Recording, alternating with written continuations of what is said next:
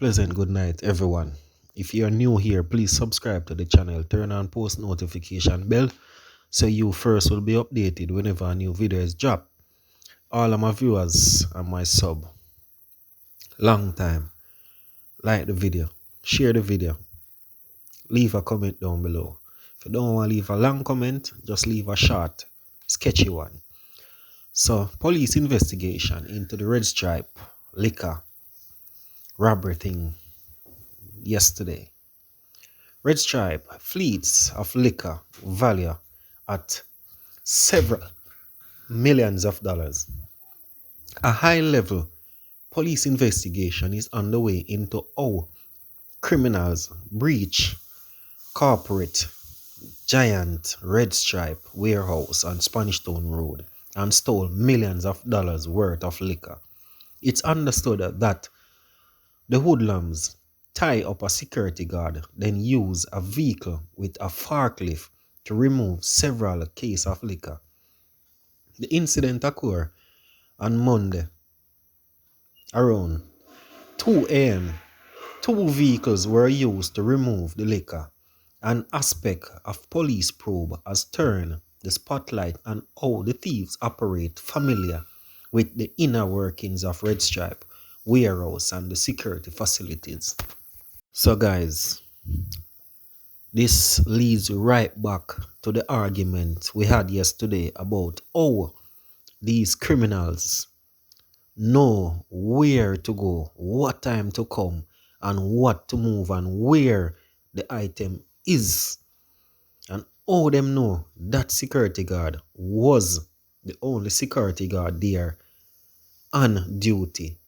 And you notice, my viewers, them don't hurt the security guard. Them go tie him up and take the key from him. This is clean sweep, viewers. This is straight inside work. Because they know how to operate the forklift. Any criminal now gonna know how to operate forklift. If them not familiar with the company or with the machinery. Some viewers, leave your comments down below in the comment section. Make a whole reason because I know that this plain and straight is an inside job. You hear what the police them say? How they know how to operate these heavy equipments. Forklift not easy to use, my viewers. Forklift is not an easy thing to use. It's a very rough machine to use. And them use it so easy. Get in and get out without even raise an alarm. This is a straight inside job. This is someone who is working on the inside. Pull off this. That history robbing here. Big giant like Red Stripe. Fall to 4 hoodlums. No, my viewers. This is not an easy work. But leave your thoughts and your comments down below. Make a whole reason. So right now, my viewers, we are going to check out some clippings. So after we check out these clippings, we get back to you. So my viewers, just please leave a comment in the comment section. Tell me what you think. Give me your opinion. I got scared to sleep in the kitchen. So that's how I decided to start to sleep underneath the lime tree. I used to take the same donkey pad, spread them underneath the lime tree in the gully. I actually grew with my great-grandmother in the community of Roswell from approximately 2 years until 10 years. My great-grandmother, she was born in the community of Moors. She grew up in the community of Moors. She have 8 children. One of her daughter husband had died, and she had 5 boys. And so she in the 60s got the opportunity to go to England. So she was living in Roswell with her husband at the time before he passed away.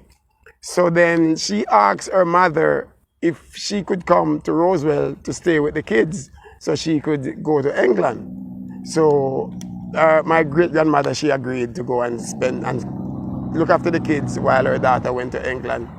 My grandmother's decision was, as when her daughter took the son them to England, she was going to go back to Moors to live. So her daughter started taking up the kids. I think two go first, then one, then one, then one, then one. So after the final one was taken, she decided she going back to Moors.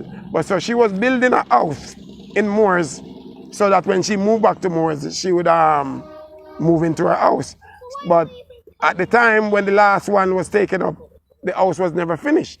So she decided that she was gonna go and stay with one. So she decided to move back to Moors, and she decided to stay with one of her sons. She had three sons that have houses next to each other. So one of the sons is my grandfather, who lives just below the son that she was staying with under the hill.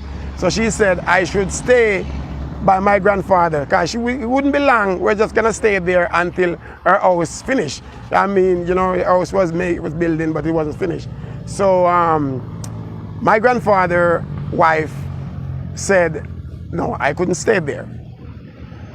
But my grandfather wife, she's also my grandaunt, because my grandfather have my father plus two others with her sister. So then after her sister passed away, my grandfather married to her. So she's also my grandaunt and my grand stepmom.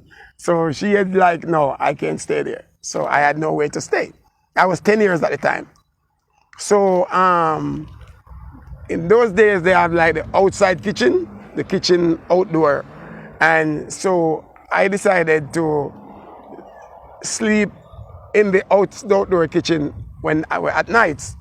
So now one night I was in there. I mean, I don't know if maybe you're from the country, but we also have where when the donkey, when they tell the donkey to go carry water or to carry cane or whatever, they had some old clothes they used to put on the back of the donkey so that it don't get sore. So we call it pad. So we call it donkey pad. Old pants, cocos bag, whatever. So they used to keep that in the outdoor toilet. So I used to take those and spread them, and the kitchen, outdoor kitchen used to be dirt. So I used to spread them in the dirt and lay there to sleep at night. So my grandfather used to work at 7th Estate, the sugar factory. So he would boil the sugar. He was the man who boiled the sugar. So he came home one morning and saw me sleeping in the outdoor kitchen. So he full of pan of water and he threw it at me. And then he gave me some licks and said, listen, you say you mustn't come here. So I had to run. So now I got scared to sleep in the kitchen.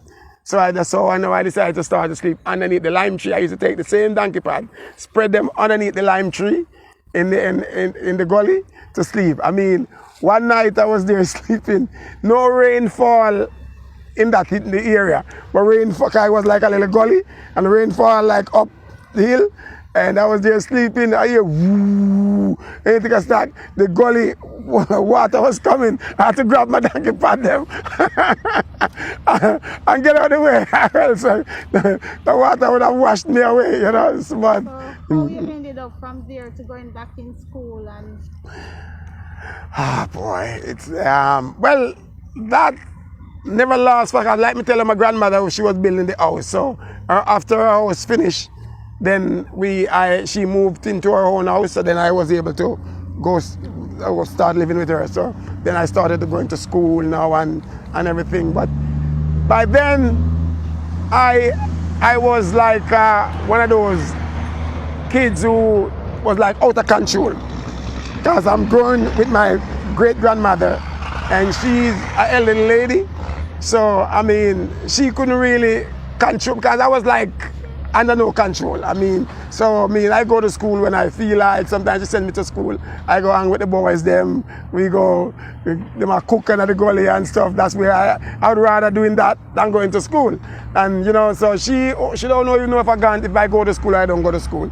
Because she sent me to school, but I end up in the gully cooking with the guys, them, and hanging out with them, and and stuff like that. But that's really, So when did you see your life turning around where you're becoming conscious? There's more to life than this. Well, it's that's why I know God have a plan for me, because what happened is that in the 80s, when the Rastaism, some guy like a Rasta, like a cult, like a Rasta thing was going on. Everybody, most people were saying they were like Rasta. So now there is this family that lives in Moors who, they were more like the Donald Trump of Moors. There was the only family in Moors with a car. They had the big shop where everybody goes to shop. They own the post office, they own everything. So one of the sons, is the bigger son, he decided that he wanted to be a Rasta. But what happened is that he grew up with helper. So he said, okay, he stopped eating from women, so he's not eating from the helper. But the thing now, he cannot cook. So he needs somebody to cook his food. So that's where I come in now. He asked me to start cook for him. So then I start go by the house, the big house to cook and stuff. So I decided that, I have access to the JP house, you know what I mean, everything in there cooking. So I'm like, I can't be the person where if something missing, people would look at me to say, I took it or whatever. So that's where I decided, no, I can't have my name calling a lot of stuff and coming to the JP house. So that's where my life kind of start turning around, where I decided, no, I can't be, so that's how actually my life